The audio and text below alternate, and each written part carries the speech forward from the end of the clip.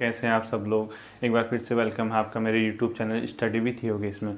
आज हम संविधान में ये देखेंगे कि हमने जो विदेशी स्रोत हैं हमारे संविधान में, जो बाहर से हमने लिए हैं, वो कौन कौन से प्रावधान हैं। और आप लोग इस वीडियो को पूरा देखना, आपके एग्जाम की दृष्टि से बहुत महत्वपूर्ण। हमेशा यहाँ से कोई ना कोई क्वेश्चन आता है। ठीक है, तो चलो शुरू करते हैं। देखिए, सबसे पहला क्या है, ब्रिटेन। ठीक, हम लोग आपको पता है कि ब्रिटेन के अधीन एक लंबे समय तक थे। तो हम इन लोगों ने हमारे संविधान, जो मैंने आपको ऐतिहासिक पृष्ठभूमि भी पढ़ाई थी, उस समय जो एक्ट लेके आए थे वो इन्हीं के द्वारा लाए थे। ठीक, और इन लोगों से हमने बहुत सी चीज़ें सीखी भी। ऐसा मतलब भले ही हम इसके अधीन थे, लेकिन हमारी जो व्यवस्थाएँ हैं संविधान में, चीज़ों को अडॉप्ट किया है, इनके देश से हमने बहुत सी चीज़ें अडॉप्ट की। ठीक है, यानी ली। ठीक, पहला देखिए, हमने क्या किया। पहला तो संसदीय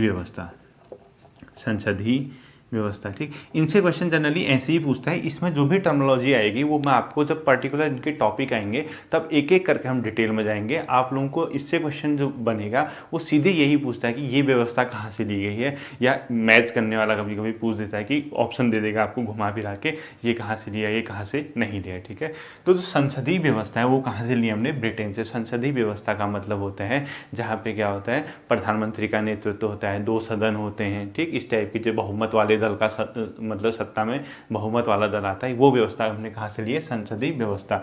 बताऊंगा मैं आपको संसदीय व्यवस्था जब हमारा टॉपिक आएगा उस समय। ठीक, दूसरा विधि का शासन। ठीक, विधि का शासन भी हमने कहाँ से लिया, ब्रिटेन का। यानी जो शासन चलेगा वो कानून के अकॉर्डिंग चलेगा, जो संसद ने बना रखे हैं, जो हमारे देश की मतलब विधि निर्माण की जो संस्थाएं, उन्होंने जो कानून बना रखे हैं उसके अकॉर्डिंग हम शासन व्यवस्था को चलाएंगे। ठीक है, अगर आपसे पूछता है विधि का शासन कहाँ से लिया है, ब्रिटेन से। तीसरी, विधायी प्रक्रिया। ठीक है, विधायी प्रक्रिया, इसका क्या मतलब होता है, यानी कानून कैसे बनेगा, किस फॉर्मेट में, किस तरीके से कानून बनाते हैं, उस प्रोसेस को जो हमने लिया है वो भी कहाँ से लिया है, ब्रिटेन से। ठीक है, इसके अलावा एकल नागरिकता।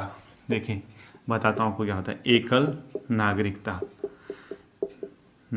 इसका मतलब देखिए, जैसे अमेरिका है, अमेरिका में दोहरी नागरिकता पाई जाती है। वहाँ एक तो अमेरिका के नागरिक हुए, दूसरा वो जो स्टेट है, जैसे अभी 50 राज्य हैं, वो 50 राज्यों के भी नागरिक कहलाते हैं। ठीक है, अलग अलग स्टेट हो गए, जैसे आपका शिकागो हो गया, इस टाइप के न्यूयॉर्क हो गई, ये सब यहाँ के भी नागरिक कहलाते हैं और अमेरिका के भी नागरिक कहलाते हैं। यानी उनके पास दोहरी नागरिकता है। जबकि भारत में आप देखते हैं सिर्फ आप भारत के नागरिक हैं, आप उत्तराखंड के नहीं हैं, आप यूपी के नागरिक नहीं हैं, वहाँ के भले ही आप निवासी हो सकते हैं। तो जो भारत सरकार एक नागरिक के लिए बनाएगी कानून, वो सभी पे लागू होगा। यानी एकल नागरिकता का हमारे देश में प्रावधान ब्रिटेन से। इसके अलावा मंत्रिमंडलीय प्रणाली, ठीक है, यानी मंत्रिमंडलीय प्रणाली का जो कैबिनेट सिस्टम होता है वो ब्रिटेन से लिया गया। मंत्रियों का जो होता है 3 प्रकार के मंत्री होते हैं। एक तो कैबिनेट मंत्री, यानी मंत्रिमंडल जिसको कहते हैं आप, राज्य मंत्री जो स्वतंत्र प्रभार के अलग अलग विभाग दिए जाते हैं, और उससे नीचे राज्य मंत्री या उपमंत्री आते हैं। ठीक है, उपमंत्री ये सब इनके अधीन आते हैं मंत्रिमंडल। और मंत्रिमंडल क्या होते हैं, जिनके पास बड़े वो दिए जाते हैं मंत्रालय, जैसे विदेश मंत्रालय, रक्षा मंत्रालय, गृह मंत्रालय, इस टाइप के, जो शिक्षा मंत्रालय, स्वास्थ्य, बड़े बड़े जो मंत्री होते हैं, वो बड़े मंत्रालय होते हैं, उनके पास जो मिनिस्टर होते हैं वो क्या होता है, कैबिनेट मंत्री। यानी हमने जो सिस्टम लिया है, मंत्रिमंडल ही सबसे मेन संस्था होती है हमारे देश में संसद के अलावा। ठीक, वो व्यवस्था हमने कहाँ से ली है, ब्रिटेन से ले रखी है। इसके अलावा देखिए, संसदीय विशेषाधिकार। संसदीय विशेषाधिकार का मतलब होता है जो संसद सदस्य हैं उनको बहुत से विशेषाधिकार दिए। मैं आगे आर्टिकल 105 जब लेके आऊँगा, जब वो समझाऊंगा तब आपको बताऊंगा। ठीक है, जैसे पार्लियामेंट के अंदर ये आपस में कुछ भी बोले, इस पर आप एक दूसरे पे कोई केस नहीं होता। इनको बहुत से विशेषाधिकार दिए गए हैं संसद सदस्यों को। वो कहाँ से लिए गए, हमने ब्रिटेन से लिया है। ठीक, इसके अलावा देखिए, जब ये सब चीज़ें होती हैं, 2 सदन की व्यवस्था होती है। आप लोगों ने देखा होगा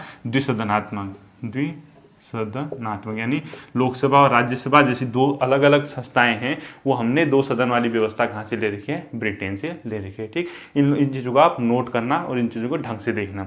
अगला आता है देखिए USA, United state of America. ठीक है, यूएसए।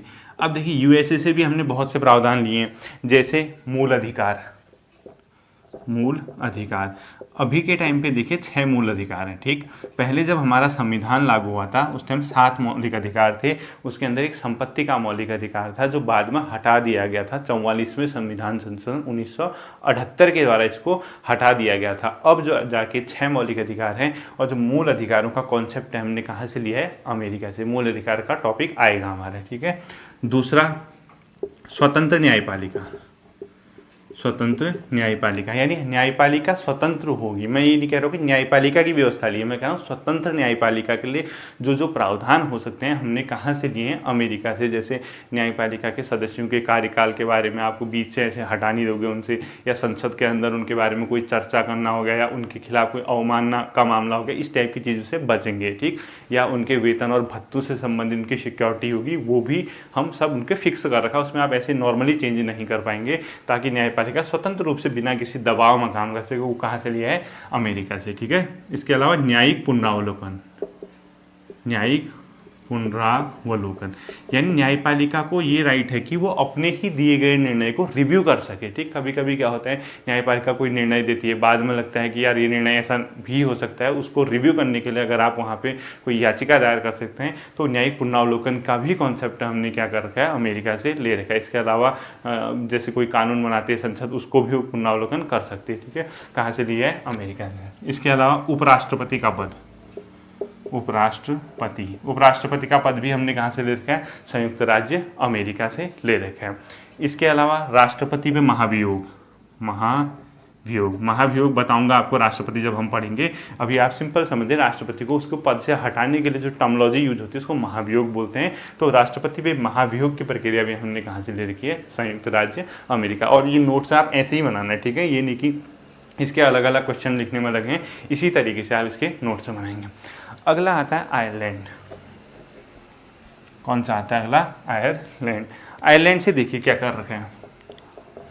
एक तो हमने राज्य के नीति निर्देशक तत्व यानी directive principle of state, directive principle of state यानी राज्य के नीति निर्देशक तत्व, ठीक है। ये हमारा टॉपिक रहेगा संविधान में, वो भी हमने कहाँ से लिया, आयरलैंड से, ठीक। इसका सीधा सीधा भी हल्का सा ब्रीफ बता देता हूँ। एक कल्याणकारी राज्य बनाने के लिए, राज्य अपने नागरिकों के लिए कल्याण वाली योजनाएं लाए, वो सब प्रावधान किसके अंदर है, राज्य के नीति निर्देशक तत्व के अंदर, ठीक है। यानी जब कानून बनता है तो ये उम्मीद की जाती है सरकारों से कि आपको इसके अंदर जो प्रावधान होंगे उनको आप समाहित करें, ताकि हम राज्य लोगों का कल्याण कर सकें। यानी राज्य को कल्याणकारी बनाने के लिए, लोकतंत्रात्मक बनाने के लिए, उदार बनाने के लिए, गांधीवादी बनाने के लिए ये सब चीज़ें हम लेके आते हैं। इसके अलावा देखिए राष्ट्रपति क्या करता है, 12 सदस्यों का नामांकन करता है राज्यसभा में। कितने, 12, आपको याद होना चाहिए हमेशा 12 सदस्यों का।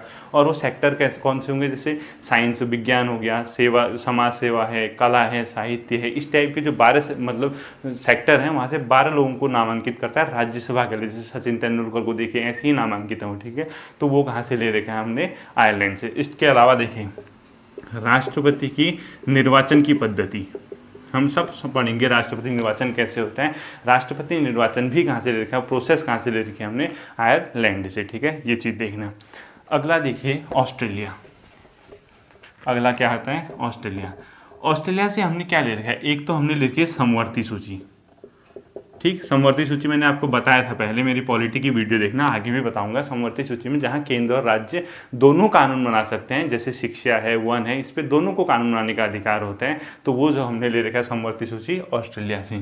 इसके अलावा संयुक्त अधिवेशन, संसद का संयुक्त अधिवेशन, इसका क्या मतलब होता है, देखिए कभी कभी कोई बिल अगर पास नहीं हो रहा हो, या लोकसभा राज्यसभा के बीच गतिरोध हो रहा हो, तो उस टाइम पे क्या होता है कि दोनों को साथ बैठाने के लिए राष्ट्रपति बुलाता है, और उसकी अध्यक्षता जो है लोकसभा का स्पीकर करता है। तो उस केस में अगर जो विधेयक को पास करना होगा तो उसके लिए राष्ट्रपति संयुक्त अधिवेशन भी बुला सकता है। तो ये प्रावधान हमने ऑस्ट्रेलिया से ले रखा है, ठीक है, ध्यान रखना है इस चीज़ को।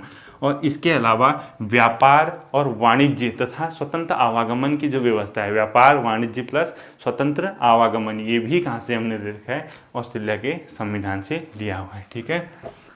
अगला आता है देखिए कनाडा। कनाडा से हमने क्या ले रखा है, एक तो हमने ले रखा है मजबूत केंद्र वाली व्यवस्था, यानी कि हमने जो संघीय व्यवस्था अपना रखी है उसमें हमारा केंद्र क्या होता है, केंद्र सरकार मजबूत है। ये हमने कहाँ से ले रखा है, कनाडा के संविधान से। देखिए आपको बताऊंगा मैं संघात्मक क्या होता है, एकात्मक क्या होता है। अभी सिंपली यहाँ समझ लीजिए, जहाँ शक्तियों का एक से अधिक स्तर पर विभाजन होता है, जैसे केंद्र सरकार, राज्य सरकार, नीचे पंचायतें, तो हमने पावर बांट रखी, सबको शक्तियाँ दे रखी हैं, तो वो व्यवस्था होती है संघीय व्यवस्था।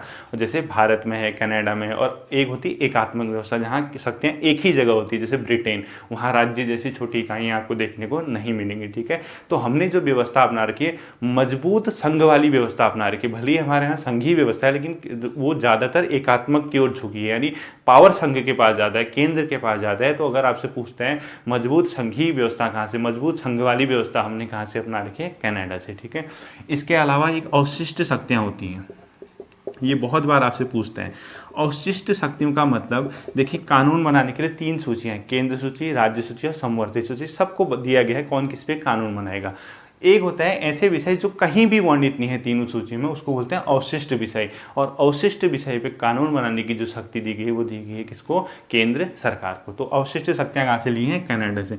इसके अलावा राज्यपाल की नियुक्ति, राज्यपाल होते हैं, आपने देखा होगा स्टेट में राज्यपाल को बैठाया जाता है, वो राज्यपाल की नियुक्ति का जो प्रावधान है हमने कहाँ से ले रखा है, कनाडा के संविधान से लिया है। ठीक है, इसके अलावा सुप्रीम कोर्ट को क्या अधिकार हो, परामर्शी न्याय भी लेता है। कभी कभी सुप्रीम कोर्ट क्या करता है, राष्ट्रपति से कोई चीज़ पूछ लेता है, परामर्श ले लेता है, तो वो व्यवस्था भी हमने कहाँ से ले रखी है, कनाडा से। और एक चीज़ आपको बता दूँ, आप नोट कर लेना, जो अमेरिका पढ़ाया था मैंने, अमेरिका के संविधान से, उसमें सुप्रीम कोर्ट और हाई कोर्ट के न्यायाधीशों को पद से हटाने की व्यवस्था भी आप उसमें ऐड कर लेना। वो कहाँ से ली गई, हमने अपना अमेरिका के संविधान से। अगला देखिए, इसके अलावा क्या आता है, अमेरिका कनाडा के बाद जर्मनी।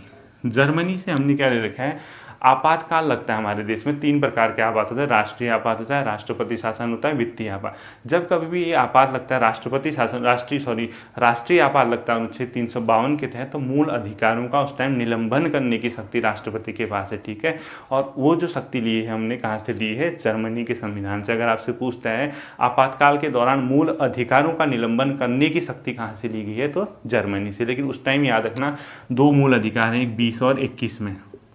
21 में क्या है, स्वतंत्रता, जीवन का अधिकार। ठीक है, आपको ऐसा नहीं कि आपातकाल लग गया, गोली से मार दें और आपके जीवन के अधिकार को खत्म कर दें, ऐसा नहीं होगा। दूसरा एक 20 में है, आप अपराधों के दोष सिद्धि के संबंध में संरक्षण, यानी आपको एक ही अपराध के लिए एक से ज़्यादा बार सजा नहीं दी जाएगी, आपको बाध्य नहीं किया जाएगा कि अपने ही खिलाफ आप गवाही दें, या आज कोई कानून बन रहा है, आपने बैक डेट में कोई अपराध किया है, आज के हिसाब से उस पर सजा नहीं दी जाएगी। इनको छोड़ के बाकी आपातकाल में मूल अधिकारों को राष्ट्रपति निलंबित कर सकते हैं। ठीक है, वो कहाँ से लिया, जर्मनी से। अगला देखिए, रशिया। रशिया से हमने 2 चीज़ें ले रखी हैं। पहले सोवियत रूस था। ठीक है, एक तो हमने क्या ले रखा है, मूल कर्तव्य, मूल कर्तव्य। ठीक है, ये हमारे संविधान के अनुच्छेद 51 के ए के अंदर है। ठीक, और इनकी संख्या भी 11 है, मूल कर्तव्य। ये हमने जोड़े थे 42वें संविधान संशोधन द्वारा 1976 में। ठीक है, 42वें संविधान संशोधन 1976 से मूल कर्तव्य स्वर्ण सिंह समिति की सिफारिश पे, स्वर्ण सिंह, ये कहाँ से लिए गए, रशिया से। इसके अलावा जब मैं आपको प्रस्तावना पढ़ाऊंगा उसमें एक न्याय शब्द आता है। न्याय के अंदर सामाजिक, राजनीतिक और आर्थिक न्याय आता है। ठीक है, वो न्याय जो शब्द है सामाजिक, आर्थिक और राजनीतिक, इसके अंदर आएगा, वो भी हमने कहाँ से लिया है, रशिया के संविधान। ठीक है, अगला कौन सा आता है, फ्रांस। फ्रांस से हमने क्या क्या ले रखा है, देखो, एक तो हमने गणतंत्रात्मक व्यवस्था लिख रही है, गणतंत्र होगा। ठीक है, गणतंत्र का मतलब हमारे देश का जो राष्ट्राध्यक्ष होगा वो क्या होगा, निर्वाचित होगा, न कि वंशानुगत। तो हमने ये व्यवस्था कहाँ से ले रखी है, फ्रांस से। इसके अलावा जब प्रस्तावना पढ़ोगे उसमें एक शब्द आएगा स्वतंत्रता। ठीक है, स्वतंत्रता के अंदर स्वतंत्रता, समानता और बंधुत्व, ये 3 शब्द आते हैं, स्वतंत्रता, समानता और बंधुत्व। तो ये सब चीज़ें हमने कहाँ से लेके, फ्रांस के संविधान से ले रखे हैं। ठीक है, इसके अलावा देखो क्या है, जापान। जापान से हमने क्या ले रखा है, विधि द्वारा स्थापित प्रक्रिया। यानी विधि द्वारा स्थापित प्रक्रिया का क्या मतलब होता है, आप जो भी किसी को कोई सज़ा देते हैं उसमें न्यायपालिका ये चेक करेगी कि इसको जो सज़ा मिल रही है वो क्या विधि के द्वारा जो प्रोसेस अपना रखी है हमने इसको सज़ा देने की, उसके अकॉर्डिंग हो रहा है कि नहीं हो रहा है। तो जापान से हमने क्या ले रखा है, विधि द्वारा स्थापित प्रक्रिया। ठीक है, जापान से बेसिकली हमने यही चीज़ ले रखी है। और अंतिम आपका आता है भारत शासन अधिनियम 1935। ये सबसे बड़ा दस्तावेज था। यहाँ से हमने बहुत सी चीज़ें क्या की थी, अपने संविधान में अडॉप्ट की थी। इसके अंदर देखिए, एक तो हमने संघीय तंत्र जो हम देख रहे होंगे, आप ऊपर केंद्र होगा, नीचे राज्य होंगे, इस टाइप के जो संघीय सिस्टम है, ये कहाँ से लिया है, 1935 के अधिनियम से।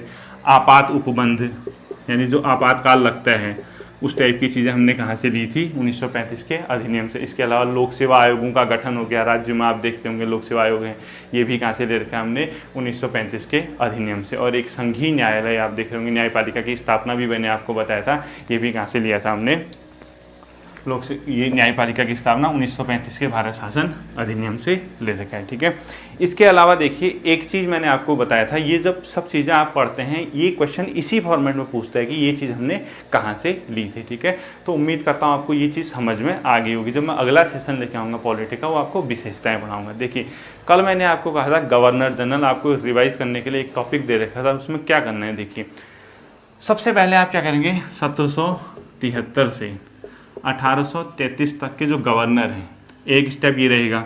दूसरा 1833 से 1858 तक, दूसरा 57 तक प्रथम स्वतंत्रता क्रांति, और तीसरा जो रहेगा 1858 से 1947 तक। इस क्रम में 3 सेक्टरों में आप उसके गवर्नर पढ़ेंगे। पहला सेक्टर आपका ये होगा, इसमें आप वारेन हेस्टिंग्स से लेकर विलियम बेंटिंक तक को देखेंगे और उसके टाइम पे हुई घटनाओं का आप वर्णन करना है। जैसे अगर वारेन हेस्टिंग आता है, प्रथम रेगुलेटिंग एक्ट कौन लाया था, आंग्ल मराठा युद्ध किसके टाइम हुए थे, अंग्रेजों का मराठाओं से, अंग्रेजों का मैसूर के साथ युद्ध किसके टाइम हुआ था, या इसके अलावा सती प्रथा का अंत किसके समय हुआ था। इस टाइप से आप हर गवर्नर की क्या करेंगे, मेन पॉइंट नोट करेंगे। पॉइंटों को फोकस करने के बाद आप उसके बाद पीछे से उसमें गवर्नर ऐड करेंगे। ठीक है, तो आपके लिए ये काम है, ये 2-3 दिनों तक आपका ये गवर्नर वाला सेक्शन कंप्लीट हो जाना चाहिए, हो सके तो 2 दिन में। जब मैं अगले दिन अगला वीडियो आऊँगा, अगला आपको होमवर्क दूंगा, और आप ये अगर सेक्शन अगर आपका गवर्नर वाला कंप्लीट हो जाएगा तो आप मुझे बता देना है। ठीक है, आज की वीडियो के लिए इतना ही, फिर अगले वीडियो में मिलते हैं, तब तक के लिए टेक केयर।